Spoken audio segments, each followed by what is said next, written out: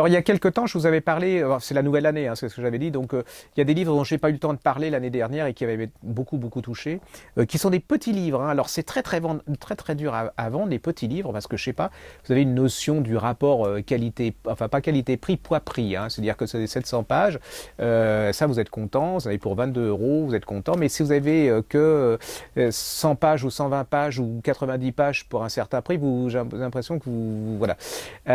Et donc j'avais adoré le Laurent Gérard qui m'avait beaucoup touché. Il y a un autre livre qui m'a beaucoup touché, et Dieu sait si j'avais rien pour qu'il me touche.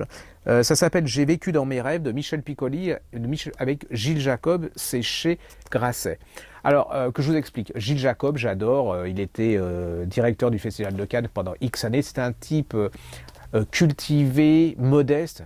Incroyable, modeste, c'est à notre époque, je crois qu'on ne sait même pas l'écrire, modeste, le moindre nœud de la télé-réalité ou ne touche pas à mon poste, il passe deux secondes, ils ont l'impression d'être Marcel Proust ou Martin Luther King, vous voyez, donc ça c'est modeste, Gilles Jacob, modeste. Donc ils sont écrits, bon donc cinéma, ils sont écrits pendant près entre 30 et 40 ans avec Michel Piccoli.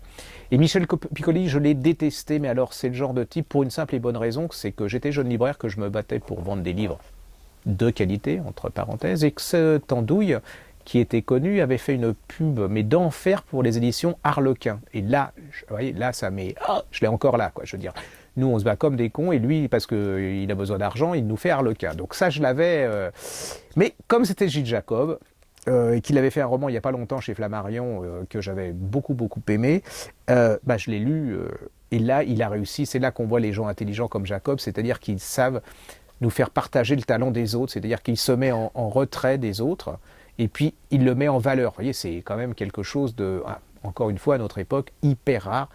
Et quand on a du talent, et que l'autre en face de vous a du talent, et ben automatiquement, ça fait quelque chose d'extraordinaire. Et j'ai découvert un personnage que je ne connaissais pas, parce que bon, on peut avoir ses préjugés, et comme je suis très préjugé, mes idées toutes faites, je suis pas mal dans le genre et têtu, et que j'en veux, vous savez, je suis le genre rancunier pendant 30 ans. Voilà. Et donc, il m'a fait découvrir un Michel Piccoli que je ne connaissais pas. Alors, un Michel Piccoli qui, comme il dit, c'est absolument bouleversant. Je suis un enfant qui a de remplacement, c'est-à-dire que ses parents ont perdu un enfant, voilà, et puis que lui, il est venu après, qu'il a l'impression de remplacer toujours cet enfant. Il n'aime pas beaucoup ses parents, enfin, ils lui sont indifférents, ce sont des gens qui sont artistes, enfin lui, le père est pianiste, et je crois que la mère est violoniste, mais comme il dit, c'est un peu des fonctionnaires de la musique, quoi. C'est-à-dire que voilà, ils font de la musique, mais il n'y a rien d'extraordinaire qui passe. Par contre, il a un oncle et une tante qui sont aussi musiciens, et là, ben voilà, c'est la passion, la générosité, il va se retrouver, il va être formé un peu par c'est un peu ses parents de substitution. Lui, c'était un enfant de substitution, et là, il trouve à travers son oncle et sa tante ses parents de substitution.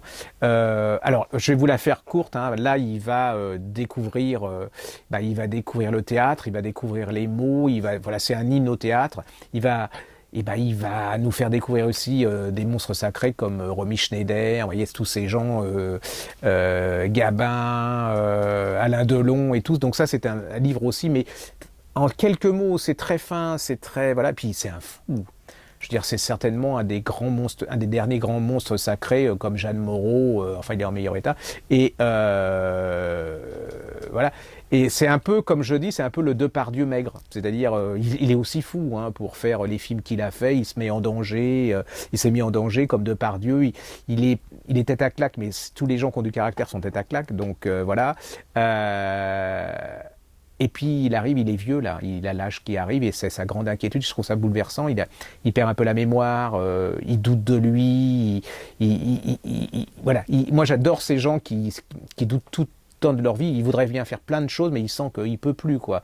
Et je trouve ça bouleversant, ces gens qui sont absolument géniaux et qui sentent que le génie, il en a plus la force physiquement de l'assumer. Je trouve ça un magnifique livre. Je remercie beaucoup Gilles Jacob d'avoir refaire découvrir cet homme. C'est parce que c'est un homme, hein, d'abord. C'est la découverte d'un homme, c'est la découverte d'une passion, c'est la découverte du théâtre, c'est la découverte des mots, c'est la découverte de la vie, parce que ce type, il bouffe, hein, il bouffe la vie, comme nous, on ne sait pas trop le faire, on bouffe un peu, mais par rapport à ce genre de type, parce qu'il aurait pu gagner beaucoup, beaucoup d'argent d'argent en faisant des films, bah voilà, il était beau, hein, quand il était jeune, il aurait pu faire voilà, des carrières un peu différentes. Ça s'appelle J'ai vécu dans mes rêves, c'est chez Grasset, par pitié, lisez-le, parce que j'ai l'impression qu'il démarre pas ce bouquin, et je trouve que vous allez passer à travers quelque chose d'absolument merveilleux. Donc je vous montre celui-là, et puis je vous remontre là, si vous lisez ces deux petits, vous qui aimez beaucoup de pages, bah là vous avez beaucoup de pages, hein. Vous prenez les deux, et vous allez voir ces deux, alors complètement différents, complètement, deux univers, mais alors vous ne pouvez pas faire plus différent que ces deux univers, mais ils ont quelque chose de commun, je pense, c'est qu'ils bouffent la vie des deux côtés, et qu'ils ont, ben voilà, ils s'en prennent plein la figure aussi, mais ils prennent aussi des risques. Allez-y, c'est deux êtres humains exceptionnels.